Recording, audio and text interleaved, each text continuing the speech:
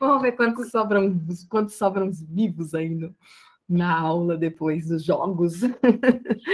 Vamos lá. Começando a aula de onde nós paramos, eu tô com um probleminha, eu tô compartilhando aqui tela com vocês, mas a minha luzinha aqui, esse whiteboard aqui, espaço do trabalho do Windows, ele não tá abrindo. Então, eu vou precisar abrir aqui um slide qualquer em branco aí, para poder dar aula hoje, porque meu computador, minha luzinha fez greve, né? Tá em greve, ela não quer trabalhar hoje, sabe? Então já viu, né? Pessoal, caderno de física aberto. Na aula passada, eu estava deduzindo aceleração centrípeta, foi isso? Foi na dedução da aceleração centrípeta que eu parei, né? Então, vou retomar a dedução da aceleração centrípeta com vocês. Eu cheguei a fazer exemplos de movimento circular na aula, Gu. Dá uma olhadinha aí no caderno de física, ver se eu comecei o movimento, fiz exemplos. Eu tenho 4 ou 5 exemplos aqui com enunciados. Tá, então, eu vou fazer depois os exemplos também com vocês, que está aqui no PowerPoint da aula. Então, agora eu não estou vendo o chat, tá bom? Eu já comecei a aceleração centrípeta, eu vou aproveitar aqui os slidezinhos que estão prontos e vou aproveitar e vou escrevendo aqui no PowerPoint, já que eu não vou conseguir abrir a luzinha. Então, nós estávamos numa dedução para aceleração centrípeta. Se eu não me engano, eu desenhei para vocês uma circunferência na aula passada. E nessa circunferência que eu desenhei na aula passada, eu pus um objeto numa posição angular aqui em cima, não sei se foi bem aí em cima, ou se foi em qualquer outra posição angular, e desenhei o vetor velocidade desse objeto nessa posição. Lembrando que esse vetor velocidade, ele forma um ângulo de 90 graus com o raio da circunferência. Peguei uma outra posição angular desse meu objeto, e nessa outra posição angular, eu desenhei um outro vetor velocidade linear. Esse outro vetor velocidade linear, V2, também forma um ângulo de 90 graus com o raio da circunferência. E eu preciso desse vetor V1 e vetor V2 para desenhar o vetor aceleração centrípeta. A palavra centrípeta é porque ela aponta para o centro da circunferência. A velocidade é sempre tangencial à trajetória. Olha aqui no meu simuladorzinho, ó, tem um carrinho. O vetor velocidade sempre está tangenciando a trajetória, formando sempre 90 graus com aceleração centrípeta, 90 graus com o raio da circunferência. O meu vetor velocidade está mudando de direção e sentido, mas ele não muda de módulo. Então, eu posso dizer que o módulo do meu vetor V1 é igual ao módulo do meu vetor V2, que é igual a V, por exemplo. Tá? Então, eles têm módulos iguais.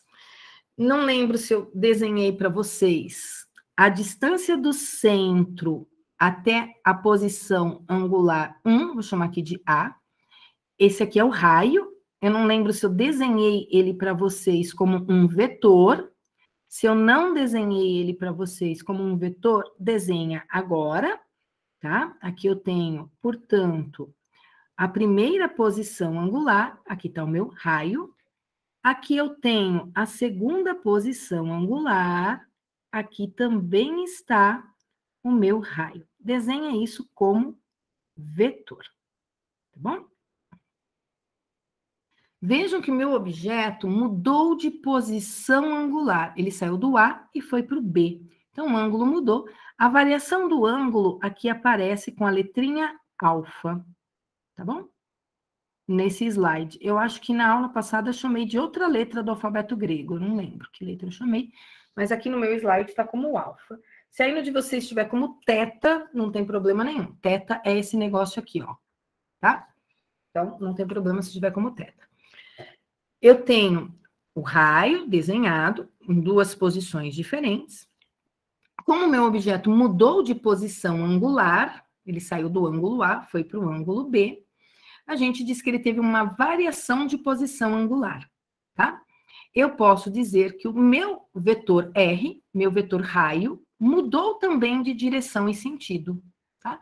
Aqui eu vou chamar de R1, aqui eu vou chamar de R2.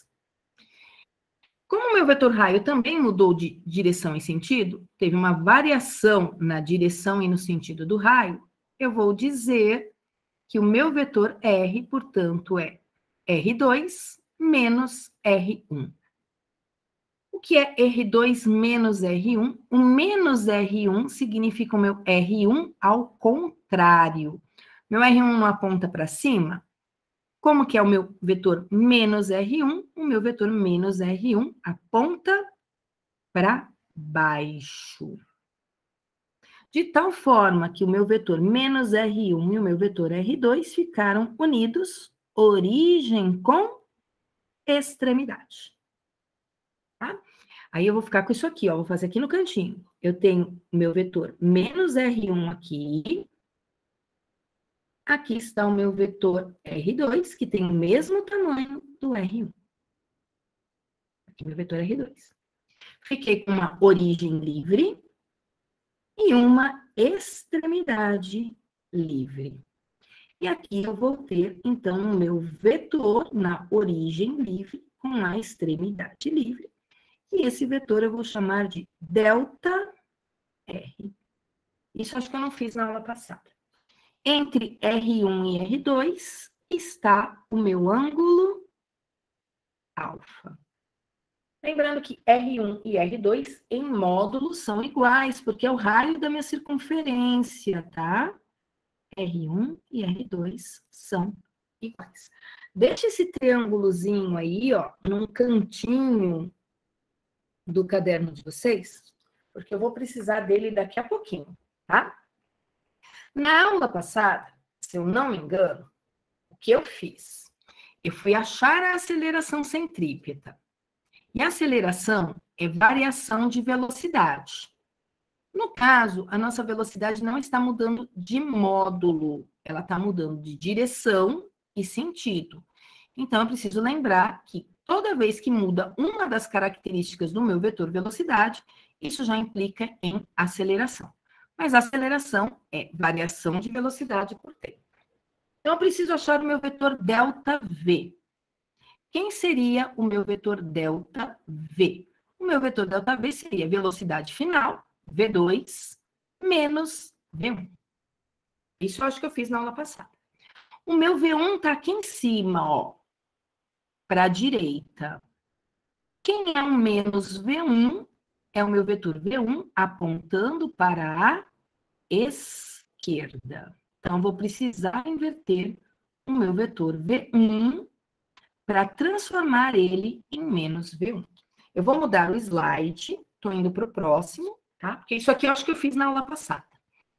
Eu prolongo aqui o meu V2, ó. Vou fazer o seguinte aqui com vocês. Estou usando o slide, fica mais fácil. Antes de inverter o V1, tá aqui o V2, ó. Estica o V2. Esticou o V2. Vejam que eu estou com a mesma figura, com menos rabiscos agora, né? Eu só estiquei o V2. Aqui, eu tenho um quadrilátero, ó. Tô pintando o meu quadrilátero. Daqui a pouquinho eu vou apagar essa pintura que eu fiz no quadrilátero, tá? Tenho aí o meu quadrilátero. Vou descartar a figura. Só quis mostrar o quadrilátero para vocês, tá? Nesse meu quadrilátero, que é esse negócio aqui, ó. R. Aqui tá o V1. E aqui está o prolongamento do V2, ok? Estou olhando para esse quadrilátero aqui. A gente sabe que a soma dos ângulos internos de um quadrilátero, ela vale 360. Do triângulo é 180. Do quadrilátero, 360. Quer dizer que se eu somar todos os ângulos daqui de dentro da figura, vou pintar a figura, ó. Minha figura é isso aqui, ó. Isso, com mais isso, com mais isso e com mais. Tá aqui meu quadrilátero, ó. Se eu somar os ângulos internos, essa soma tem que dar 360 graus. Quem são os ângulos internos dessa minha figura? Bom, aqui tem um alfa. ou um θ, não sei o que vocês têm aí da aula passada, tá? Um alfa. Entre o V1, aqui o meu V1, e o raio, tem 90 graus. Então, é alfa, aqui é 90. Aqui tá o meu V2, né? Eu só estiquei para cá. Aqui tá o raio. Aqui também tem 90. Tá? Mas e esse ângulo aqui? Quanto é que ele vale? Para eu somar tudo e dar 360. Vamos pegar isso tudo, ó. Isso tudo tem 180. Tem uma reta, isso aqui é 180 graus. Tá? Eu quero só o pedacinho daqui de dentro. Então, eu vou chamar esse pedacinho aqui de fora de X.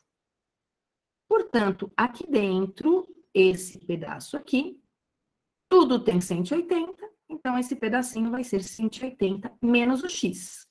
Então, tem um pedacinho aqui que eu chamei de X. Tudo isso tem 180, portanto, esse pedacinho aqui de dentro é o 180 tirado o X. Vamos somar os ângulos internos? Quem são os ângulos internos? Alfa com 180 menos X, então, somei o alfa, o 180 menos X, mais 90, mais 90. Mais 90, mais 90. E a soma disso tudo tem que dar 360. 180 com 90 me dá 360. Positivo, que passa para o outro lado negativo, 360 com 360 vai me dar 0. Sobrou que alfa menos x é igual a 0, portanto, o alfa é igual a x. Isso é, o ângulo que eu tenho aqui fora é o mesmo ângulo que eu tenho aqui dentro. Tá? Eu só demonstrei isso, que o ângulo daqui de fora é o mesmo ângulo que eu tenho aqui dentro. Para que eu, Gláucia, quero isso? Tá? Voltei aqui para a minha situação anterior. Estou voltando sempre. O que eu vou fazer? Eu vou deslocar o meu vetor V2, ó, entre V2 e V1. Ó, lembra que eu prolonguei? Entre V2 e V1. Eu prolonguei, não prolonguei aquela hora? Entre V2 e V2, existe um ângulo aqui, que é o ângulo alfa. Ó, o alfa está aqui fora agora. Estava lá dentro e está aqui fora. Eu vou deslocar o meu vetor V2 para cá. Olha para onde eu trouxe o V2. Origem com origem, tá? Aqui está o meu V2.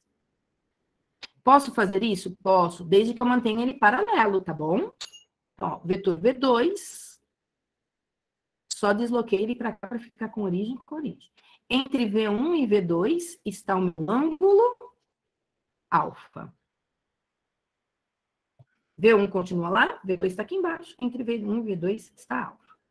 Mas a minha aceleração, ela é ΔV sobre ΔT. E o meu ΔV é V2 menos V1. Menos V1 é o V1 ao contrário. Então, vamos inverter o V1. V1 ao contrário. Aqui está o meu V2, ó. Aqui está o meu V2. Entre V1 e V2 tem um ângulo alfa. Tá? Entre V1 e V2 tem um ângulo alfa. Só que aqui é menos V1. Aqui, V1 negativo, V2. Fiquei com uma extremidade livre e uma origem livre. Portanto, aqui vai estar o meu vetor ΔV. O meu vetor ΔV, ele aponta para o centro da circunferência. Bom? O meu vetor ΔV vai apontar para o centro da circunferência. Eu pedi, já falo com vocês. Já olho aí quem levantou a mãozinha, quem escreveu alguma coisa no chat. Tá? Eu trouxe o meu vetor V1 para cá. Eu fiz várias coisas, gente. Várias mesmo. Estou apagando tudo. Vou dar uma olhadinha no chat. Fala. O que aconteceu? Está atrasado? O que está atrasado? É que a senhora escreve, aí só depois de um tempo que aparece pra gente. Ai, tá. Então é a minha internet que deve estar ruim, tá bom? É até bom que seja com um atrasinho, assim dá tempo de vocês desenharem. É que eu tô sem a luzinha. A minha luzinha não abre. Eu tô usando o PowerPoint, mas eu acho que é a internet mesmo, viu, Luara? Perdão. Eu vou deixar aqui um slide em branco e vou fazer de novo, tá? O meu negócio ali não quer abrir, então eu preciso reiniciar o meu computador. Eu não sei onde fica esse OneNote aí, Luara. Eu vou de PowerPoint. Se estiver muito ruim, aí vocês me dão. Então, esse whiteboard aqui, pela aba de pesquisa, será que eu consigo entrar nele por aqui? Eu acho que eu vou ter que realmente. A minha área de pesquisa nem tá escrevendo, né? Eu não consigo nem escrever aqui na área de pesquisa. Ainda aparece aqui, ó, digite para pesquisar. Mas eu não estou conseguindo nem digitar. Estou tentando digitar, ó, não sai nada. Então, o problema é nessa barrinha aqui de baixo, ó, que eu não estou conseguindo fazer muita coisa nela. Acontece. Tá? Mas eu vou ficar aqui no PowerPoint, que pelo menos aqui eu me entendo um pouco. Desculpa aí, Luara, se estiver muito atrasado, você me fala, tá? Vou mostrar aqui no desenho de novo. Aqui ele não vai acertar a curvinha para mim, tá? Tô tranquilinho. Eu só vou deduzir porque eu preciso que vocês entendam o que eu estou fazendo. V1 estava aqui, certo? Meu V2 estava aqui. V1 e V2. Aqui eu tenho o raio. Aqui tinha um ângulo alfa. Eu desenhei para vocês já um triângulo que tinha um vetor R aqui. O vetor menos R estava para cá, ó, laranjinha. Desenhei um vetor menos R. Tinha um outro vetor R aqui. E tinha um vetor delta R. E aqui estava o alfa. Desenhei um triângulozinho para vocês aí em algum momento. Tá? Aí eu mostrei para vocês que eu podia trazer o vetor V2 para cá. E que entre V1 e V2, o ângulo era alfa também. Bom?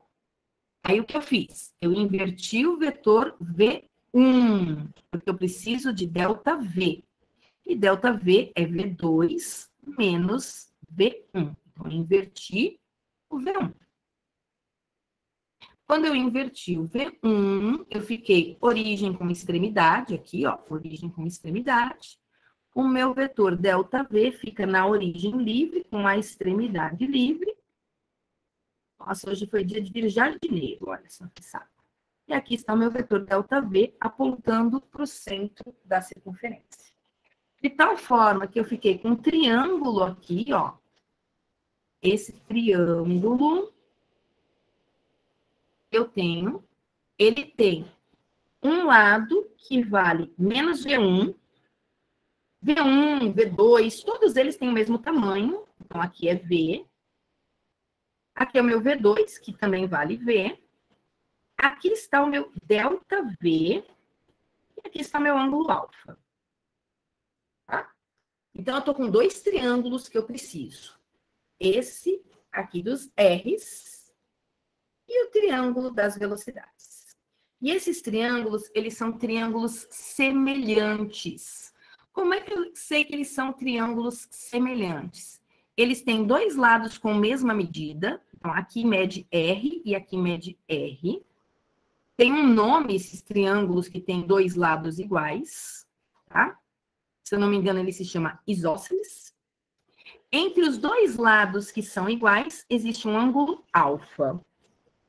Aqui eu tenho um triângulo que um lado mede V, o outro lado também mede V, então são dois lados de medidas iguais. E entre esses dois lados de medidas iguais, existe um ângulo Então, agora vai ser a zona. Eu vou pedir só um minutinho para eu tirar o jardineiro aqui da frente e meu cachorro parar de latir.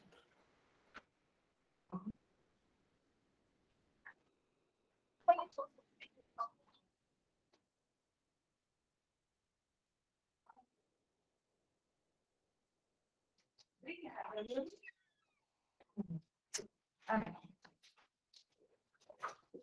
Beleza. Desculpa, gente. É que hoje é dia de jardineiro no condomínio. Eu fiz expulsar o jardineiro, tadinho. Depois ele volta, gente. Tá bom? É porque aí meu cachorro vê o jardineiro, começa a latir, aí fica o barulho da máquina do jardim com o meu cachorro comigo falando. E o negócio aqui já não é tão tranquilo, aí vocês ficam mais perdidos ainda, né? Nem dava para ouvir, né, Pedro? Perdão. Então, olha, eu tenho dois triângulos que eu vou dizer que são triângulos semelhantes. Por qual motivo? Eles são isósceles, eles têm dois lados de mesmo tamanho, e entre esses dois lados que têm o mesmo tamanho, eles têm o mesmo ângulo alfa. Por isso que aquela hora precisava mostrar que entre os dois vetores o ângulo era igual, alfa e alfa. Tá? Como eles são triângulos semelhantes, eu posso montar uma proporção entre eles. Olha a proporção que eu vou montar. Vocês não precisam deduzir isso depois, não. É só para saber de onde veio. Eu posso dizer que o lado R está para o lado ΔR, assim como o lado V está para ΔV. Isso seria como se eu estivesse pegando uma relação trigonométrica, um seno, um cosseno do alfa. Né? O seno e o cosseno, o que eles são? As medidas de um lado pela hipotenusa. Então, eu estou pegando um lado e relacionando com o outro. Os dois lados são iguais, R aqui, só tem um ladinho diferente, que é o ΔR. Então, estou relacionando R com ΔR nesse meu triângulo de cima e V com ΔV no meu triângulo de baixo. Como eles são semelhantes, eu posso dizer que ΔR está para R, ΔR está para a medida R, assim como ΔV está para V. Então, os meus dois lados que têm deltas estão aqui, ó, na parte de cima da minha igualdade, e meus dois lados que têm R estão embaixo, que é a relação do ângulo, né? O ângulo é o mesmo. Se o ângulo é o mesmo, eu posso dizer que a relação entre os lados desses triângulos também são iguais. Tá, Glaucio? Mas e aí? Cadê a aceleração? Tá? Vou usar um artifício matemático. Eu adoro, eu uso ele o tempo todo. Se eu dividir esse lado esquerdo por 2 e dividir o lado direito por 2, não muda nada. Tenho 2 de um lado, 2 do outro. Eu simplificaria até para esse 2 sumir. Tá? E se eu não quisesse 2, se eu quisesse colocar 25 do lado esquerdo e 25 do lado direito, também não muda nada, porque eu consigo simplificar o 25 com o 25. Afinal, eu coloquei os mesmos denominadores dos dois lados. Portanto, se eu pegar do lado esquerdo e colocar um número que eu estou chamando de ΔT, e pegar esse mesmo número ΔT e colocar do outro lado, eu não vou mudar nada. É o mesmo número, ΔT. Tá? Porém, quando eu uso esse artifício matemático, o que acontece? Do meu lado direito, fica ΔV em cima e ΔT embaixo. E ΔV sobre ΔT, isso é a aceleração. Tá? E do lado direito?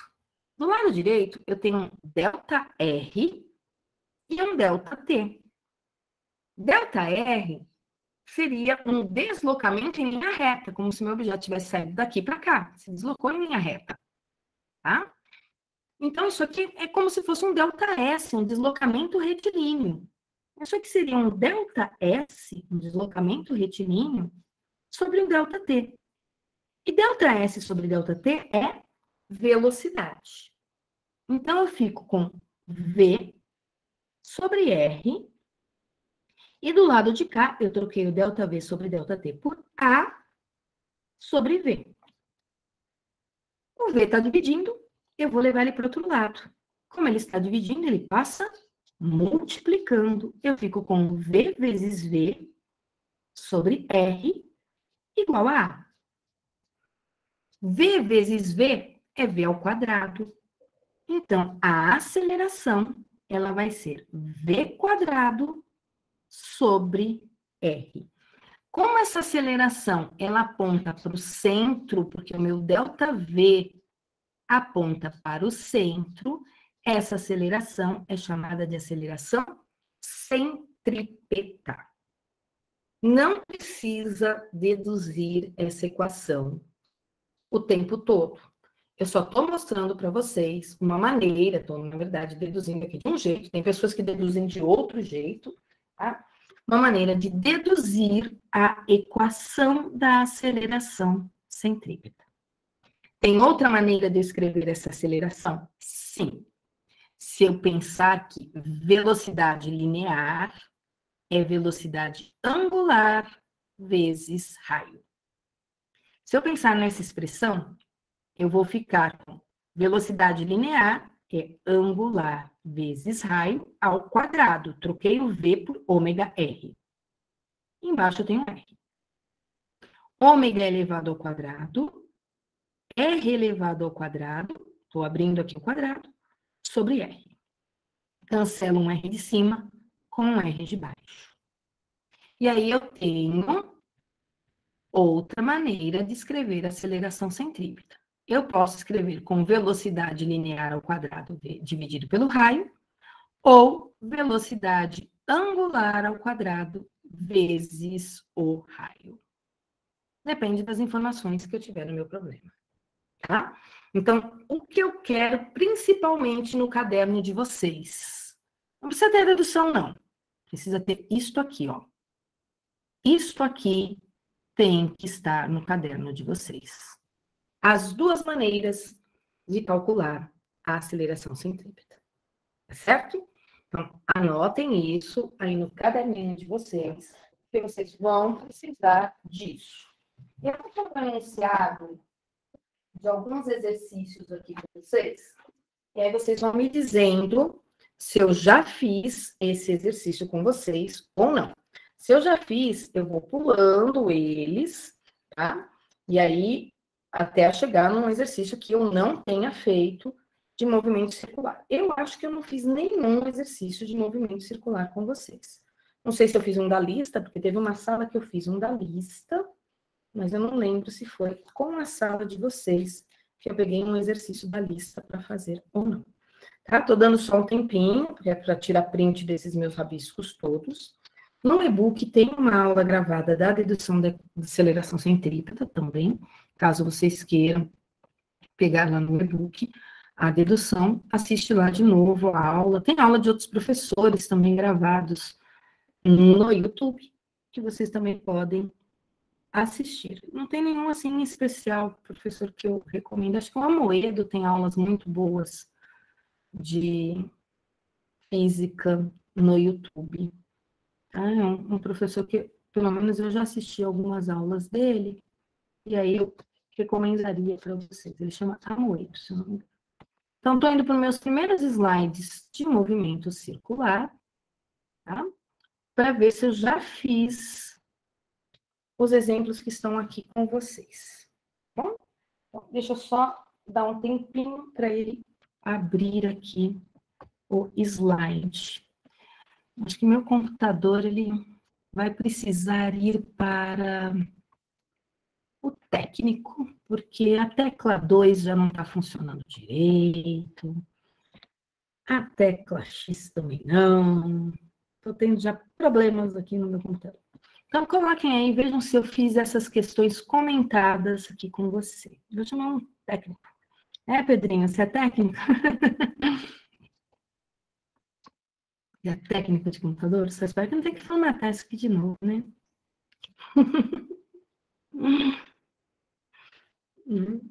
Quando começam a não funcionar as coisas. Então, vamos lá. Primeiro exemplo que eu tenho, veja se eu fiz esse com vocês. Ó. Um motor executa 600 rotações por minuto. Determine a frequência em hertz e seu período em segundos. Dá uma olhadinha. Fiz esse exemplo com vocês.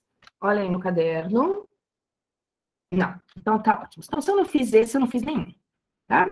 Então, eu vou começar aqui por esse primeiro exemplo, que ainda não é bem um movimento circular, é uma questãozinha apenas de frequência, de conversões de unidades de medida, tá? Então, ele está falando de um motor, e aí o que a gente sabe desse motor? 600 rotações por minuto. 600 rotações significa que ele está dando 600 voltas. Então, eu sei o número de voltas, 600, e ele faz isso num intervalo de tempo de 1 minuto. O problema é que a frequência em hertz. Aí eu preciso lembrar que esse hertz seria rotações por segundo. Então, para eu achar a frequência em hertz, o meu tempo tem que estar em segundos. 1 minuto tem 60 segundos. Para calcular frequência, eu uso número de voltas dividido pelo intervalo de tempo. Ou ainda, que frequência é uma volta só, dividida pelo período, que é o tempo de uma única volta. Aqui ele não deu uma volta só, ele deu 600, e ele fez isso em 60 segundos. Então, eu só converti 1 minuto para segundos. Isso, portanto, vai me dar 10 hertz. Então, para passar de RPM para hertz, eu divido por 60. Tá? Então, se eu tenho uma frequência em RPM, divido por 60, eu transformo em hertz. Período é uma pergunta que ele me fez aqui, ó. Ele quer o período. Período é o tempo de uma volta. Ou eu pego a expressão da frequência, frequência vale 10, uma volta só, o período eu não sei. Portanto, o período é o inverso da frequência. Então, se a frequência vale 10, o período é 1 sobre 10, o que vai me dar 0,1 segundos. Se eu não lembrar disso, faço uma regrinha de 3. Ele dá 600 voltas em 1 minuto, que é 60 segundos. Se ele dá 600 voltas em 60 segundos, uma volta só, quanto tempo ele demora? Essa aqui seria a minha regrinha de 3.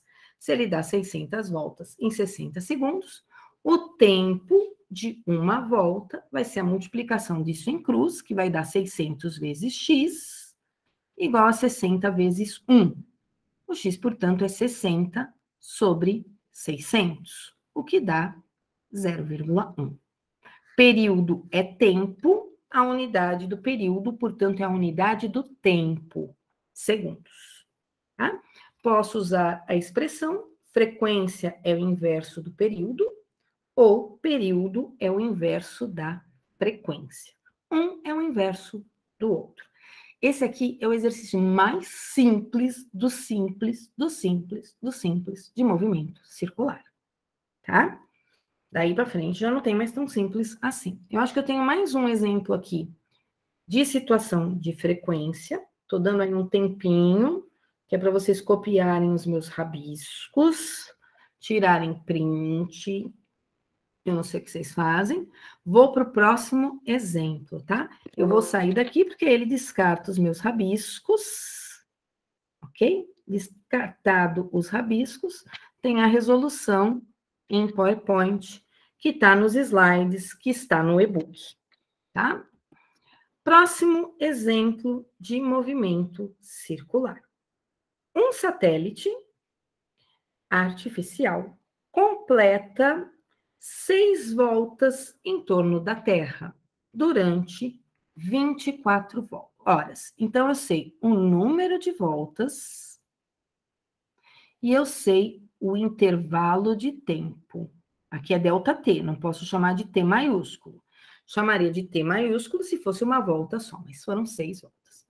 Qual é, em horas, o período do movimento? Tá?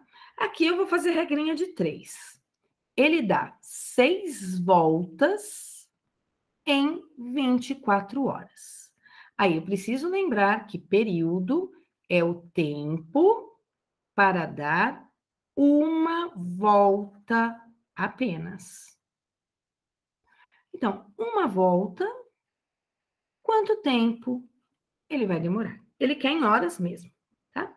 Multiplicando isso em cruz, eu fico com 6 vezes x, multiplicando em x, né?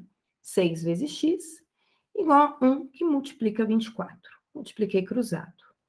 Portanto, 24 dividido por 6 vai dar 4. O período T maiúsculo é de 4 horas. Ó, o H minúsculo, tá? Período com letra maiúscula e a unidade horas com letrinha minúscula. Acho que até aqui tudo tranquilinho, sem maiores problemas para vocês. Esse é até mais simples do que o anterior, tá? Tô apagando os meus rabiscos e indo para a resolução em PowerPoint desse exemplo. Aí, ó, também a resolução em PowerPoint tá uma regrinha de 3 para fazer. Não precisava calcular a frequência aqui, então a regrinha de 3 já foi o suficiente. Mais um enunciado bonitão aí para nós, ó. Esse enunciado, ele quer mais coisas, tá? Um ponto material. Se ele está falando em um ponto, é porque ele está desprezando as dimensões. Então, é algo com dimensão desprezível. Existe uma quantidade de matéria e dimensão desprezível. Ele descreve uma circunferência horizontal. Então, imagina alguma coisa girando em cima de uma mesa, com velocidade constante em módulo. Tá? Então, se eu tenho uma mesa, ele está me dizendo, ó, tem algo girando aqui em cima dessa mesa. Porém, esse negócio que está girando, ele tem uma velocidade, sempre tangencial, né? Que não muda o tamanho do vetor velocidade, mas está mudando o tempo todo a direção e o sentido. Mas o vetor velocidade está aí do mesmo tamanho, tá bom? O raio da circunferência é 15 centímetros, então ele me deu o raio. 15. E o ponto material completa uma volta, então, olha aqui um número de voltas. O número de voltas é 1. E o tempo que ele demora para fazer isso é o período. E está lá no enunciado 10 segundos. Então, uma volta a cada 10 segundos. Então, fiz um desenho, pus aí uma circunferência na horizontal, desenhei aqui os meus vetores de velocidade, só para eu lembrar que o vetor velocidade forma 90 graus com o raio, tem sempre o mesmo tamanho, tá? Sei raio, sei número de voltas e sei o tempo de uma volta. Primeira pergunta do item A, bem bobinha, ó. O período. Já respondi o período, né? Período é o tempo de uma volta. Então, o tempo de uma volta, ele é 10 segundos. Só que ele também quer a frequência. Como é que eu calculo frequência? Número de voltas sobre intervalo de tempo, ou uma volta dividido pelo tempo desta uma volta, que é o período. 1 dividido por 10 é a frequência, então vai dar 0,1. Unidade dessa frequência, como o tempo está em período, como o período está em segundos, perdão, como o tempo de uma volta é o período e ele está em segundos, eu poderia dizer RPS, rotações por segundo, mas nós costumamos chamar isso daí de hertz. Lembrem-se, o H é maiúsculo, tá? Com isso, nós respondemos o item A. Achamos o período, achamos a frequência. Tranquilão. O movimento circular nem é tão difícil assim, né? Depois ele quer a velocidade angular. Velocidade angular é aquele Wzinho esquisito que a gente pronuncia como sendo ômega. Isso aqui é velocidade angular. Tá, como é que eu calculo velocidade angular? Tem 3 maneiras. Vou pôr aqui do lado esquerdo. Velocidade angular pode ser variação de ângulo dividido por tempo. Não tenho ângulos nesse problema, então eu não vou usar essa primeira expressão. Posso calcular velocidade angular como sendo 2π sobre período. Tenho período? Tenho. Então, eu posso usar essa expressão? Posso. Então, eu vou lá. Ó. Velocidade angular é a variação da posição angular dividida pelo tempo. Opa, essa aqui não. Acabei de falar que essa aqui eu não podia. Não tenho como apagar. Rabisquinho. Dei uma de aluno agora. Velocidade angular é 2π sobre período. Mantenho 2π e troco o período por 10 segundos. Dá para simplificar o 2 com o 10. Daqui eu tiro que a velocidade angular é de π sobre 5. Unidade, radianos por segundo. Aí, se quiser dividir o 2 por 10, Gláucia, posso dividir o 2 por 10? Claro que pode. Mas é 2 dividido por 10, não é 10 dividido por 2, tá? Se vocês fizerem 10 dividido por 2, vai estar errado. 2 dividido por 10 é 0,2. Então, eu também posso escrever isso aqui como 0,2 π, não comam o π, ele é indigesto, tá? 0,2 π radianos por segundo. Então, essa aqui pode ser minha resposta. Teria outra maneira de calcular? Sim, teria outra maneira de calcular. Qual seria a outra maneira? Tem mais uma expressão, estou pondo aqui do lado esquerdo, ó. É 2π vezes f. Eu tenho f? Tenho. Então, 2π vezes f. O meu f é 0,1, então ficaria 2π multiplicado por 0,1, que vai me dar 0,2 π radianos por segundo. Pode trocar o π por 3, por 3,1, por 3,14? Não. Você só vai trocar o π por um número se aparecer o valor do π no enunciado do exercício.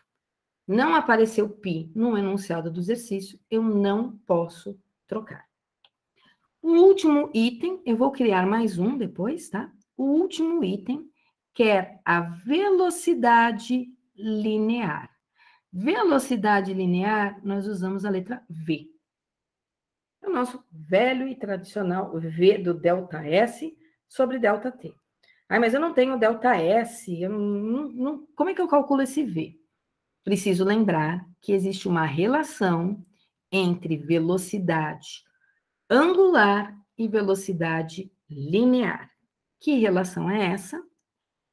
Se eu pegar a velocidade angular e multiplicar pelo raio, eu acho a velocidade linear. Tá, então vamos pegar a velocidade angular. Qual que é a velocidade angular? 0,2 π. Que unidade que ela tá? Radianos por segundo. Eu vou escrever a unidade aqui só para vocês verem o que vai acontecer. E o raio? O raio é 15. 15 o quê? 15 centímetros. Vou multiplicar os números. Π é letra, tá? Que eu posso trocar por um número. Então, eu vou fazer o 0,2 vezes o 15, o que vai me dar 3. Então, só multipliquei o 0,2 por 15. Mantenho o π. Unidade ficaria radianos, centímetros na parte de cima e segundos embaixo.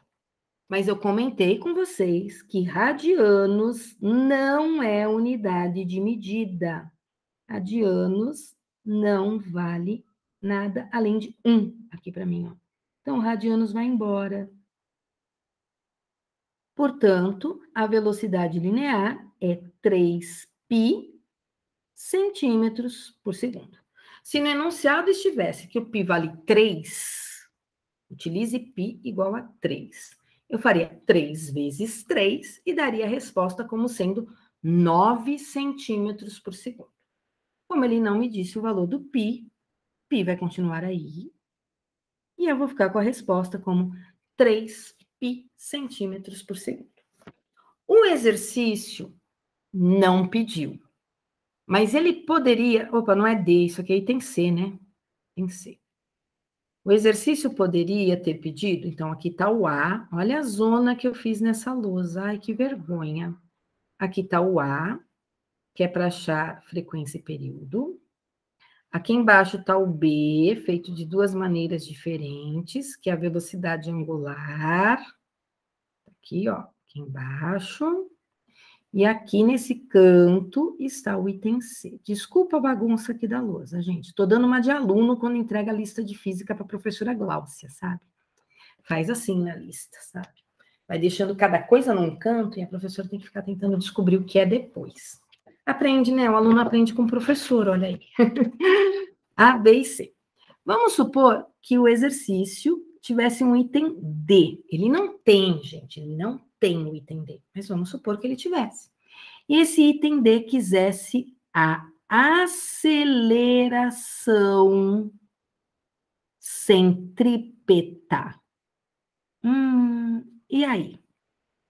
Nossa, mas como é que ele tem aceleração se a velocidade é constante? A velocidade é constante em módulo. Mas ela está mudando a direção e o sentido. O fato de mudar direção e sentido me diz que tem aceleração. E nesse caso não é uma aceleração qualquer, é uma aceleração que aponta para o centro. É a tal da aceleração centrípeta. Aí eu vou ter que lembrar como é que se calcula a aceleração centrípeta. É V quadrado dividido por R. Eu tenho V? Tenho. Quanto é que ele vale o V? Acabei de calcular, ó, é 3π. Só que eu tenho que elevar ao quadrado. Quem que eu vou elevar ao quadrado? O 3 e o π. Então, 3π ao quadrado é 9π quadrado. Dividido pelo raio, que é o 15. Unidade disso, centímetros por segundo ao quadrado. Dava para usar ômega ao quadrado vezes R? Sim, eu tenho ômega e tenho R. Chegarei no mesmo resultado, tá bom? Então, o exercício não pede aceleração centrípeta, mas se ele pedisse, era só lembrar da equação. Então, eu preciso saber a equação da aceleração centrípeta, porque o exercício vai me pedir. Se o módulo da velocidade, então olha aqui na minha figura, se o módulo da velocidade tivesse mudando de tamanho, ficando maior, existiria uma outra aceleração aqui, tá? E essa outra aceleração a gente chama de aceleração tangencial. Então, ele teria uma aceleração tangencial e a aceleração centrípeta. Ele teria duas acelerações. A gente vai ver isso no movimento circular uniformemente variado, tá? Que é o caso que ele tem as duas acelerações.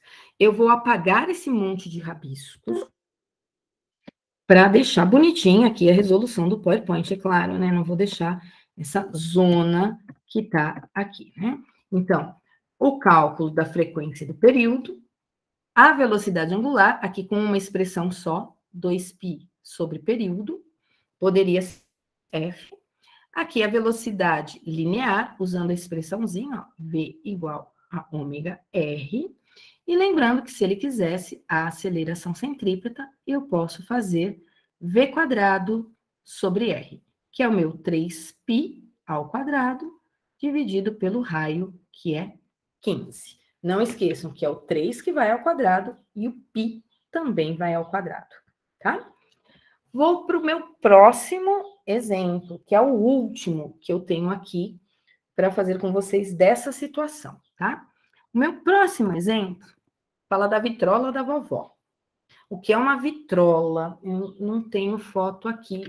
Já tirei uma foto de uma vitrola lá no Campinas Decor. Tinha uma bem antiga, que é super bonitinha, mas se jogar no Google, Para quem não sabe, joga lá no Google, vitrola. Vai aparecer uma imagem de uma vitrola, que nada mais é do que um equipamento onde tinha um prato, aqui, onde as pessoas colocavam num pininho que tinha no meio desse prato, uns discos, chamados discos de vinil.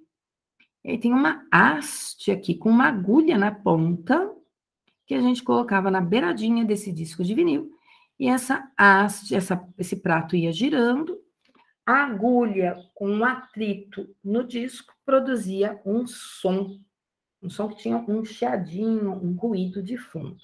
Né? Então, a vitrola, ela servia para escutar discos de vinil. E você podia mudar a rotação da vitrola, né? Para 30 RPM, 45 RPM ou 60 RPM.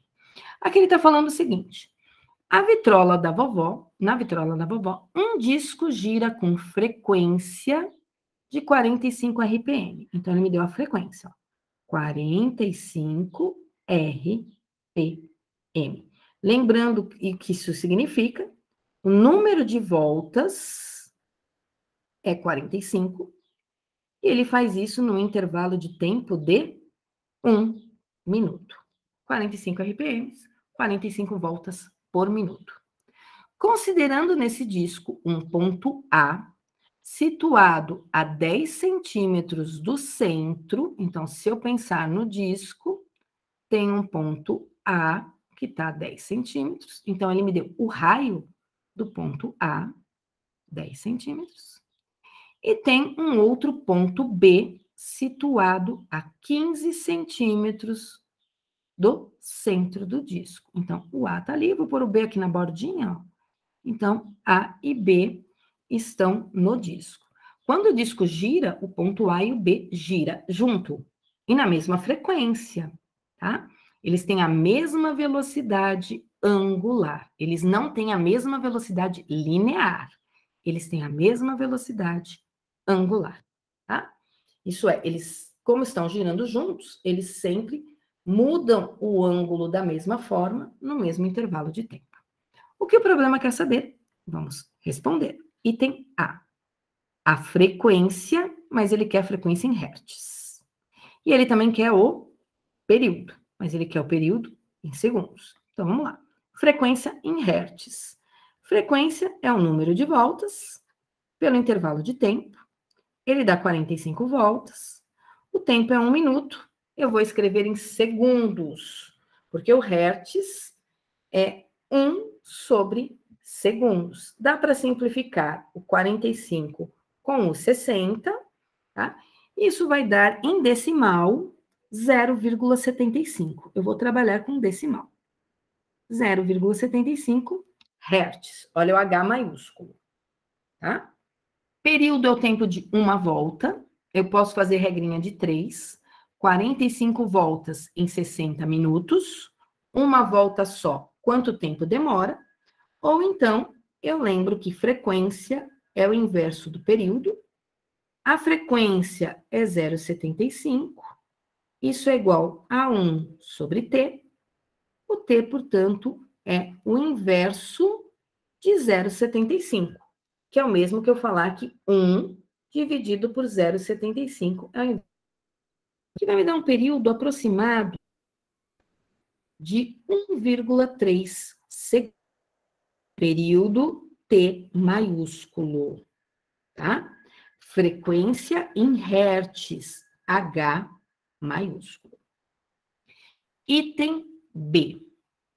A velocidade angular em radianos por segundo. Velocidade angular. Símbolo da velocidade angular é o ômega. Tem 3 expressões. Ômega é igual a delta I sobre ΔT, não dá para usar, porque eu não tenho o ângulo. Eu posso usar que o ômega é 2π sobre período, eu tenho o período, aproximadamente 1,33, ou eu ainda posso usar que a velocidade angular é 2π vezes f. Essas são as 3 expressões para a velocidade angular. Eu vou usar a terceira. Ômega é 2π vezes F. Não tenho π, eu mantenho ele, mas eu tenho o F, que é 0,75. Então, eu faço o 2 apenas, multiplicado pelo 0,75, e mantenho o π no final. Isso vai dar 1,5 π unidade radianos por segundo. Então, achei a velocidade angular. Então, feito o item B. Agora eu vou para o item C. O item C quer a velocidade escalar linear. Velocidade linear ou velocidade escalar é o V. Só que ele quer em metros por segundo. Então, eu tenho que achar para o ponto A e tenho que achar para o ponto B, porque essas velocidades lineares, elas não são iguais, elas são diferentes. Como é que eu sei que elas são diferentes? Porque a velocidade linear, ela é a velocidade angular vezes o raio. E o raio da A é diferente do raio do ponto B. A velocidade angular é igual. 1,5. Raio da A é 10 centímetros. Eu vou passar para metros. Como? Dividindo por 100. Isso é o VA. Lembrando, eu não troco o π por nada. Não queiram trocar o π por valor nenhum, tá? Só quando ele der. 1,5 multiplicado por 0,1 vai me dar 0,15. 0,15 o quê? Π metros por segundo. Porque a velocidade angular está em radianos por segundo, radianos não é unidade, o raio está em metros. E aí vai ficar para mim metros por segundo. Tá? Agora eu quero do ponto B. De novo, se eu pegar a velocidade angular e multiplicar pelo raio, eu acho a velocidade linear. A linear é sempre a angular vezes o raio. A velocidade angular é 1,5 π. O raio B é 15 centímetros. 15 centímetros é o mesmo que 1,5 metros. Agora eu vou fazer 1,5 vezes 1,5, o que é 1,5 ao quadrado, o que vai me dar 2,25. 2,25 π, não comam o π, é indigesto, metros por segundo, a minha unidade, tá? Então, ele tem velocidades lineares diferentes e velocidades angulares iguais, tá? Por que as velocidades lineares são diferentes? Porque a velocidade linear, ela depende do raio. Então, se eu pensar que eu tenho aqui, ó, uma circunferência e outra aqui fora, tá? Tô pegando duas circunferências. Vou pegar um objeto aqui no A e um objeto aqui no B. Vejam, os raios não são iguais, do A e do B. O A tem um raio pequenininho, o B tem uma distância do centro que é maior. Se isso gira junto, quando o A vier parar aqui, o B veio parar aqui embaixo, se estiver girando juntos, tá? Porém, olha a distância que o A andou. Olha o tamanhinho desse arco aqui, ó. Esse arco é pequeno. Quando comparado a esse arco aqui, que é grande. E eles fizeram essas distâncias no mesmo intervalo de tempo. Então, eu vou pensar assim, ó, o ΔS do B é maior que o ΔS do A. Mas o tempo é igual, porque eles estão girando juntos. Se eles percorrem distâncias diferentes em tempos iguais, para o B fazer isso aqui no mesmo tempo que o A fez essa distância pequenininha, ele tem que ter uma velocidade maior, tá? Se vocês pensarem na Olimpíada, por exemplo, tem uma corrida de atletismo, né? A corrida de atletismo normalmente é numa pista oval ou numa pista esquisita. Quando você olha os atletas, eles não saem das mesmas posições. Eles chegam na mesma posição, mas eles não saem das mesmas posições. E por que eles não saem das mesmas posições? Porque se eles saírem da mesma posição, o atleta que está mais perto da curvatura interna, olha a distância que ele vai percorrer. Ele vai percorrer uma distância que com certeza é menor do que o atleta que está vindo aqui por fora. Então, o atleta que está vindo por fora, ele nunca vai ganhar, né? Então, eles têm que percorrer pelo menos distâncias iguais. Normalmente, o que está mais perto, ele sai mais para trás, né? Que é exatamente para ele correr a mesma distância do percurso desse atleta que está na parte mais externa. Então, o que está mais próximo fica mais atrás e o que está mais nas bordas, ele fica mais para frente, para que todos possam chegar na linha de chegada em comum, percorrendo as mesmas distâncias. Não que estava lá fora, coitado, tem que correr muito mais rápido do que o que está lá dentro. Espero que esteja tudo bem até aqui, né? Tem as resoluções aqui, deixa eu tirar, tem a resolução em PowerPoint, também desse exemplo, ok? Para vocês, depois, quem quiser copiar. E o resumo da aula de hoje é todas as nossas equações, por enquanto, né? Mais a equação da aceleração centrípeta. Tá bom? Então, aqui estão todas as expressões, mais a expressão da aceleração. Por enquanto, é isso que a gente tem no movimento circular. Eu vou ainda, na aula de hoje, falar de acoplamento de polias e acoplamento de engrenagens. O que vem a ser isso? Tá bom? Então, deixa eu fechar esse slide aqui. Vamos lá.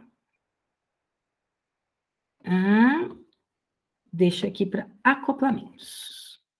Quando a gente fala em acoplamento de polias e engrenagens, na verdade, o funcionamento delas é o mesmo.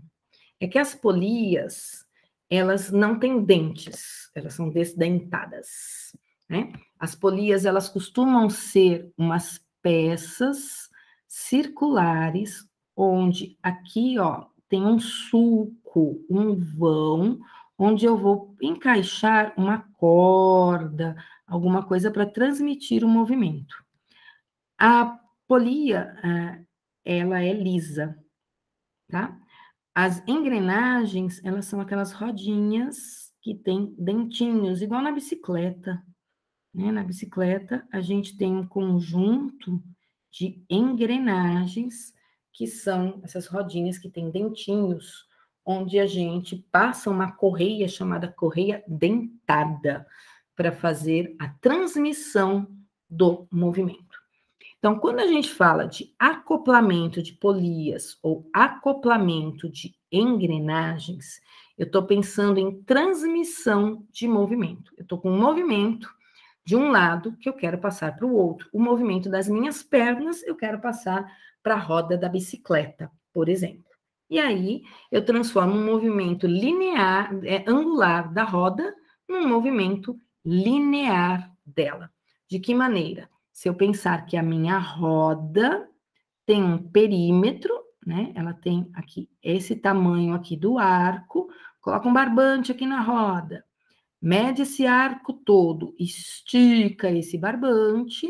Quando a roda der uma volta completa, você sabe qual é a distância em linha reta que essa roda percorreu, tá? Então, eu transfiro com o movimento das minhas pernas, movimento para a roda, ao girar, percorre uma distância linear, uma distância em linha reta.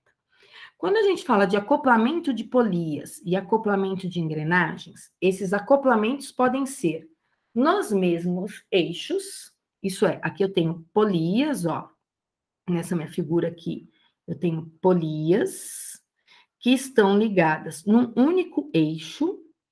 Quando esse eixo gira, isso aqui é meu eixo, ó, quando o meu eixo gira, todas giram juntos, tá? É o que acontece, por exemplo, no carro. O carro, ele tem um eixo, que do lado tem uma roda e um pneu, e do outro lado ele tem outra roda e outro pneu. Esse eixo garante que a roda do lado esquerdo e a roda do lado direito girem juntas, tá? Então, elas vão ter a mesma frequência, a mesma velocidade angular, mesmo período, e assim por diante, tá? Isso aqui é uma vista em perspectiva, uma vista de lado. Isso aqui é uma vista por cima. E aí, por cima, eu vejo que eu tenho um raio pequenininho, a outra tem um raio maior.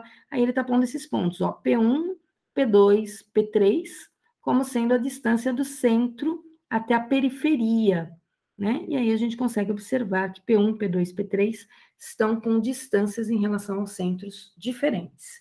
Como isso gira junto, a gente sabe que o P3 linearmente é mais rápido, tá? Por quê? Porque ele faz uma distância maior, olha quanto ele anda numa volta completa, ó. O P1, ele faz tudo isso aqui, ó, mede aí com um barbante e vê quanto é que dá isso aqui na régua. É uma distância grande. Olha aqui o P3, a distância pequenininha que ele anda, no mesmo intervalo de tempo. Então, o P1 tem que estar mais rápido do que o P3, tá? Mais rápido que eu diga, com mais velocidade, já que eles fazem isso no mesmo intervalo de tempo. Então, isso aqui é um acoplamento no mesmo eixo. Agora, eu posso ter um acoplamento em eixos diferentes. Aqui já é uma situação onde eu tenho uma engrenagem, ó, dentinhos, e essas duas engrenagens estão ligadas por uma correia, tá? E aí, nessa situação, eles não têm a mesma velocidade angular. Porque quando essa pequenininha aqui der uma volta completa, essa grande ainda não deu uma volta completa, tá? Se elas não deram voltas completas no mesmo intervalo de tempo, isso significa que a velocidade angular delas é diferente, tá?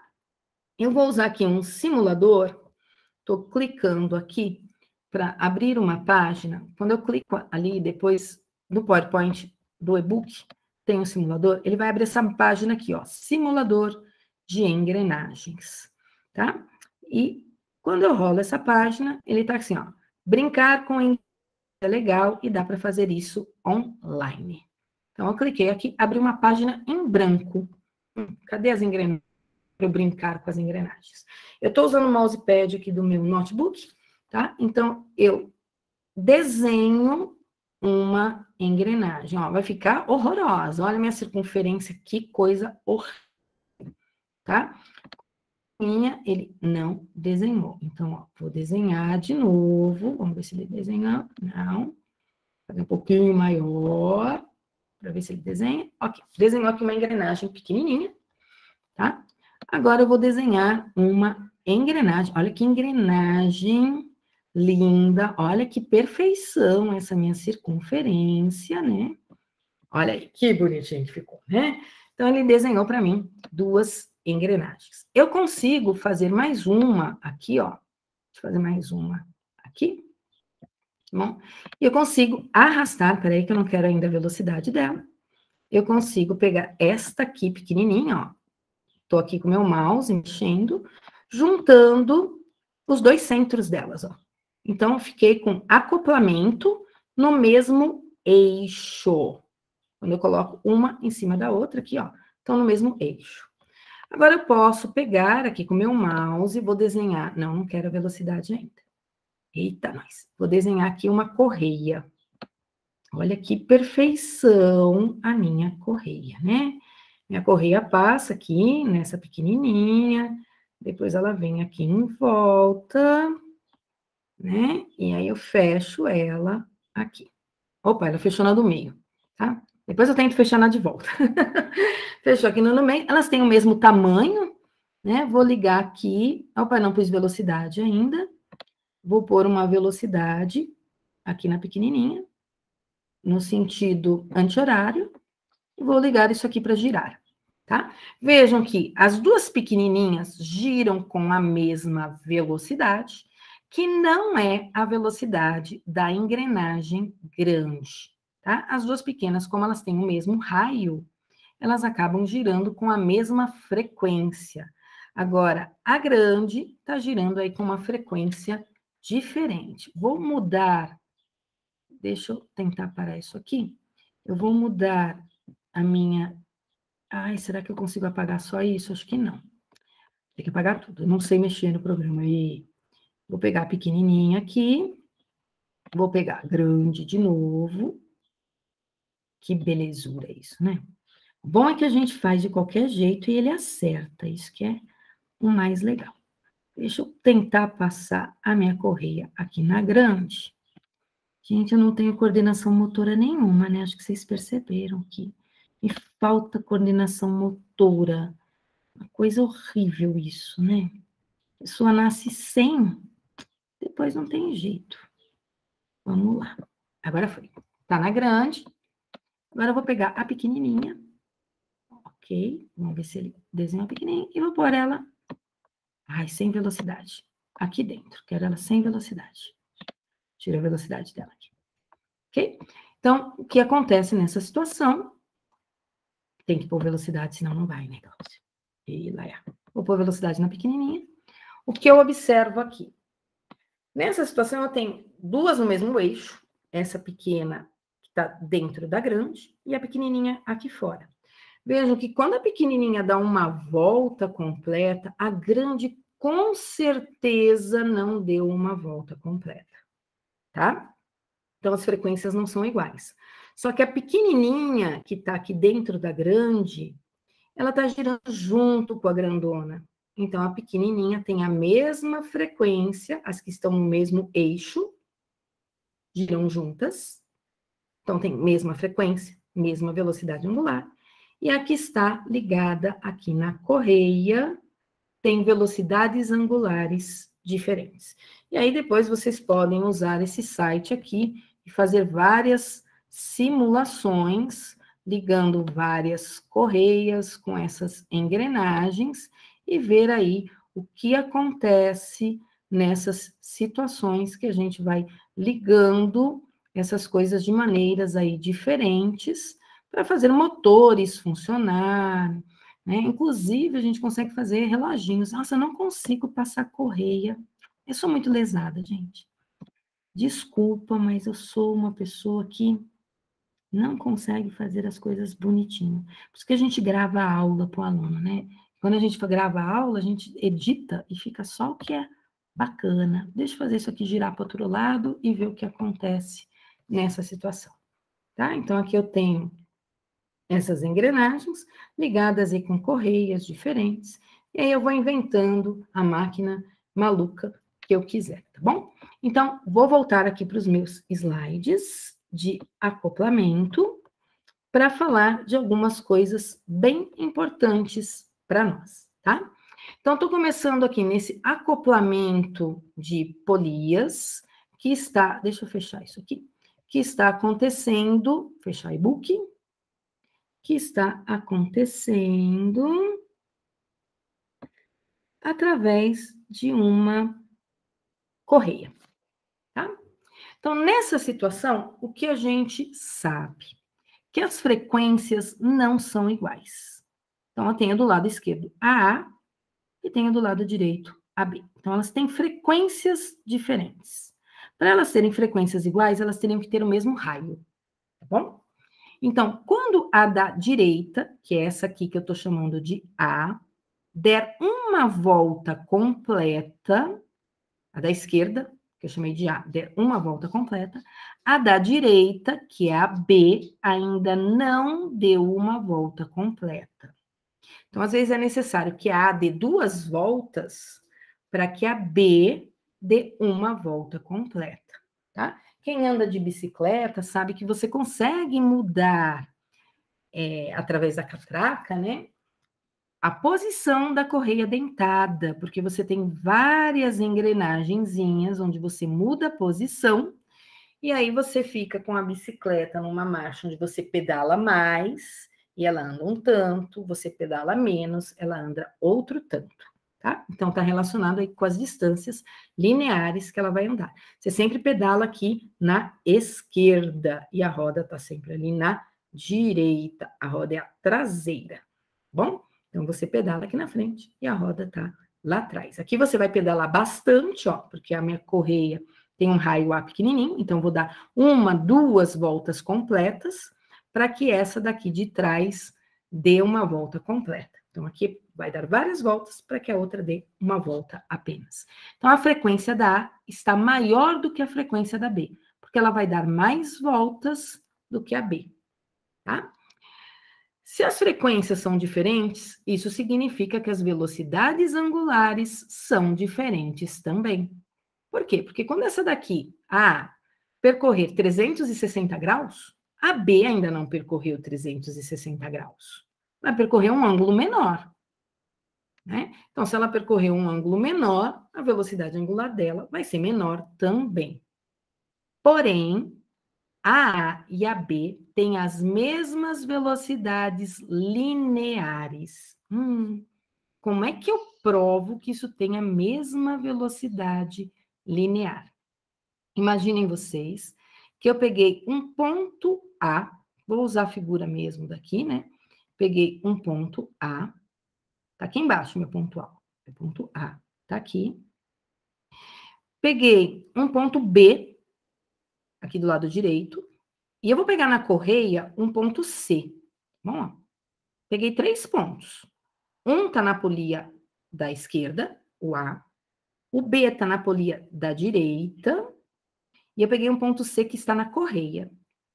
Vamos supor que eu puxe essa correia e desloque o ponto C para a direita. Então, ó, puxei a correia para cá. Quando eu puxo o ponto C para a direita, esse ponto C se desloca, vamos supor que ele se desloque 3 centímetros, tá? Fiz o ponto C sair daqui e se deslocar 3 centímetros. Quando eu fiz o ponto C se deslocar 3 centímetros, eu fiz o ponto A também se deslocar 3 centímetros. Porque quando eu puxo o C puxa o A. Então, se eu puxei o C em 3 centímetros, o A também foi puxado em 3 centímetros. Quando eu puxo o A puxa a correia vai sendo puxada e o B também vai ser puxado desse lado aqui, ó, 3 centímetros. Se eu demorei 1 segundo para puxar o C, o A demorou 1 segundo para se deslocar e o B também demorou 1 segundo para se deslocar. Então, quando eu puxo o C, 3 centímetros em 1 segundo, o A também vai se deslocar 3 centímetros em 1 segundo, e o B também vai se deslocar 3 centímetros em 1 segundo. Portanto, eles têm a mesma velocidade linear. Eles percorrem a mesma distância, o mesmo ΔS, no mesmo intervalo de tempo. Ok? Então, tá aqui, ó. Frequências diferentes, velocidades angulares diferentes, porém velocidades lineares iguais. Consigo mexer com essas coisas? Claro. Se eu pensar ó, que V é ômega R, eu vou escrever isso aqui, ó. VA é ômega A, RA. E VB é ômega B, RB. Igualei, ó. Ômega A, RA igual a ômega B, RB. Mas eu também sei que o ômega é 2πf, ó. Vou pegar aqui 2πf. Então, vamos trocar esse ômega A por 2πFA, mantém o RA, igual, quem é o ômega B? 2πFB. Estou usando essa expressão daqui, ó. Vezes RB. Tem 2π dos dois lados? Dá para cancelar, ó. 2π, 2π. Eu tenho FA vezes RA igual a FB vezes RB. Relacionei frequências com raios. Quanto maior o raio de curvatura aqui, ó, menor é a frequência, gente. Quanto menor o raio, maior a frequência, tá? Raios grandes demora muito para dar uma volta. Raios pequenos dão as voltas mais rápidas. Então, aqui eu tenho um acoplamento, não é dentado, ó, então não é engrenagem, é um acoplamento simples de polias, tá? É como se tivesse um sulco aqui, por onde eu passei uma corda ali dentro, certo?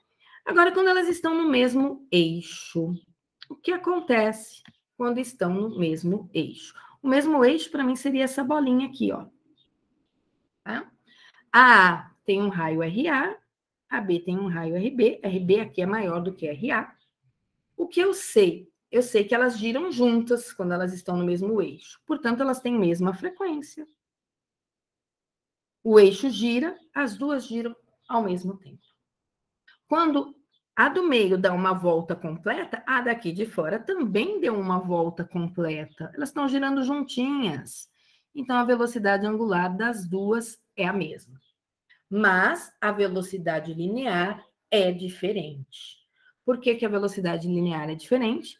Se a de dentro demora 1 segundo para percorrer essa distância, a de fora demora 1 segundo para percorrer tudo isso aqui, ó. Então, ela tem que ter uma velocidade linear maior, já que ela vai percorrer uma distância maior. Então, nesse caso aqui, eu teria a velocidade linear da B maior do que a velocidade linear da A. Como é que eu junto todas essas coisas? Ó, aqui eu peguei que as velocidades angulares eram iguais, tá?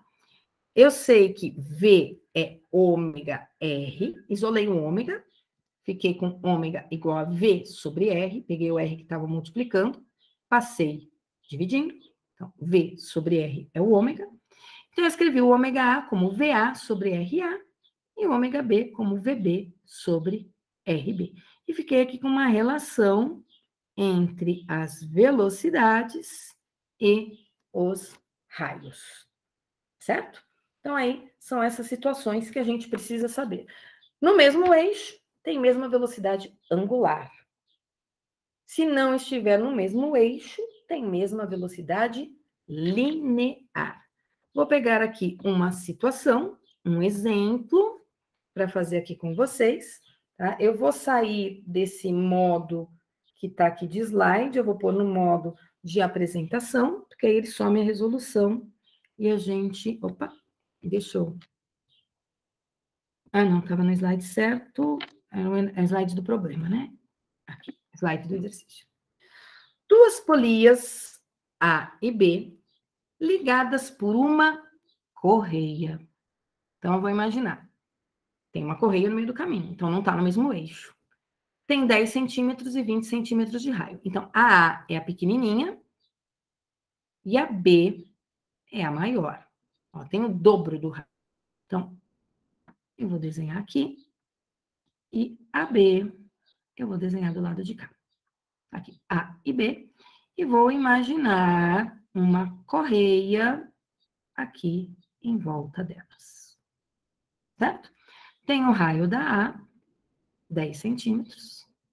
Tem o raio da B, 20 centímetros. Como a B é maior, a frequência dela é menor. A primeira, que é a A, ela tem uma frequência de 40 RPM. Está aqui no enunciado, ó. A primeira efetua 40 RPM. Isso é frequência. Ele quer saber a frequência da B, a frequência da segunda, tá bom? O que eu sei nessas situações? Eu não lembro lá da relação de frequência, raio, o que acontece, mas nesse caso eu sei que as velocidades lineares são as mesmas. VA é igual a VB. Tá? Quem é VA, quem é VB? VA é ômega A, RA. V é ômega R. Isso eu tenho que lembrar, que V é ômega R. Preciso lembrar. Tá? Mas eu também sei que ômega é 2πf. Estou lembrando aqui as equações. 2πFA, aqui eu vou ter 2πFB. Então, isso aqui são as velocidades angulares, 2πf. Tem 2π dos dois lados, cancelei. Agora eu montei a relação. Se eu tiver uma colinha, já estava escrito na minha colinha. FA-RA igual a FB-RB. Tá? Frequência da A, 40. Vou pôr aqui embaixo, ó, está em RPM. Raio da A, 10. Vou pôr aqui embaixo, ó, está em centímetros. Frequência da B, eu não sei. O raio da B é 20, está em centímetros. Tem centímetros de um lado, centímetros do outro, eu cancelo. Então, a frequência da B vai sair em RPM, ó. Saiu em RPM. 40 vezes 10, 400. 400 dividido por 20 vai me dar 20. Então, a frequência da B vai ser de 20 RPM. Agora, isso era meio óbvio. Sim, era meio óbvio. Se a frequência, se o raio da B é o dobro do raio da A frequência da B vai ser metade da frequência da A. Porque quanto maior o raio, menor a frequência. Então, se eu dobro o raio, eu divido a frequência ao meio. Bom, se eu triplico o raio, a frequência passa a ser 1/3. Se eu quadriplico o raio, a frequência passa a ser 1/4 menor. Depois ele quer a velocidade linear dos pontos da correia. A velocidade linear dos pontos da correia são as mesmas. Eles têm a mesma velocidade linear. O A, o B e a correia. Como é que eu calculo essa velocidade linear? Essa velocidade linear, ela é ômega vezes R. Vamos pegar o ômega A e o RA. Eu não tenho o ômega A, mas eu sei que o ômega A é 2π FA. Aí eu tenho a frequência da A? Tenho. Qual que é a frequência da A? 40. Tem o raio da A? Tenho. É 10. Então, eu fico com 2 vezes 40, que é 80, vezes 10, que vai dar 800. Olha o pi, não esquece pi. 800 pi unidade. O raio está em centímetros. A frequência está em minutos. Então, 800 pi centímetros por minuto. Se é linear, ou é em metros, centímetros, milímetros, o tempo em segundos, minutos, horas. Se é angular, radianos por segundo, radianos por minuto, radianos por hora. Então, aí, mais um exemplo para vocês de acoplamento. Estou descartando. Vou fazer a chamada, que eu ainda não fiz, certo? Hoje é dia 6, já é a nossa segunda aula aqui do bimestre, né? O bimestre começou na segunda-feira. Estou com um diário novo, deixa eu achar aqui meu diário novo. Bimestre novo, diário novo. Coloca um S para mim no chat. Quem estiver aí do outro lado me ouvindo. Tenho 30 pessoas comigo na sala, né? Calma, ainda vou chamar, Tiago, calma. Eu quero o Ademir primeiro. Ademir tá aí? Põe um S para mim no chat, Ademir. Cadê o Ademir? Cadê o Antônio Henrique? Cadê o Antônio Miguel? Ademir tá aí. Calma, mas vocês não esperaram eu terminar a frase, né? Coloca um S no chat, quem estiver ouvindo, né? Aula. Mas eu vou chamar. Ademir tá aí. Antônio Henrique não. Antônio Miguel não. Bia. Cadê a Bia? Breno. Breno tá por aí. Salve, salve, Breno. Carol. Cadê a Carolzinha? Dá um oi. Dani. Darvensky. Do Henrique. Gui. Hugo Bonilha. Hugo Lima. Hugo Lima. Isa. João Paulo. A Joyce. Salve, Joyce. José Fernando. Ju. José Fernando tá aí. Cadê a Juju? Júlio. Júlia tá aí. Júlio. Júlio não? Aí, está aí, né? Cadê o Leandro Castro? Leandro Orita.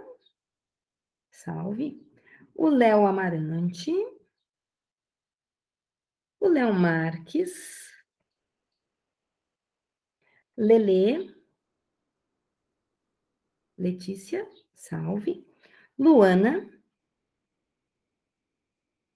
Luara, a Luara tá aí. Luara, espero não ter atrapalhado muito o delay aí da minha lousa, minha fala. Lucas Valério, salve. Lucas Santi, Marcos Vini, Teus Pereira, Teus Nascimento, Pan, Pedro Azevedo, Pedrinho Lucas, cadê você, Pedrinho Lucas? Salve. O Pedrinho Rafael, Pedro Rafa. Cadê o Rafinha? Salve, Rafa. Raul. Renan. Raul está. Renan. Samuel. Samuca, não? Ti. Ti tá aí. O Vitor Henrique. Salve, salve, Vitor. Vitor Silva. Ok. E Vitor Eugênio para encerrar a chamada. Salve, salve, gente. Pessoal, estou encerrando a aula por aqui. Na próxima aula, eu faço o próximo exemplo, tá bom? Retomo com o meu resumo, aí dos acoplamentos também de polias e engrenagens. E aí eu vou para as funções horárias. Um bom almoço para vocês. Obrigado pela presença na aula. E a gente se vê de novo semana que vem, na quarta-feira, porque segunda é feriado, tá bom? Então, até quarta-feira da semana que vem, gente. Tchau, tchau.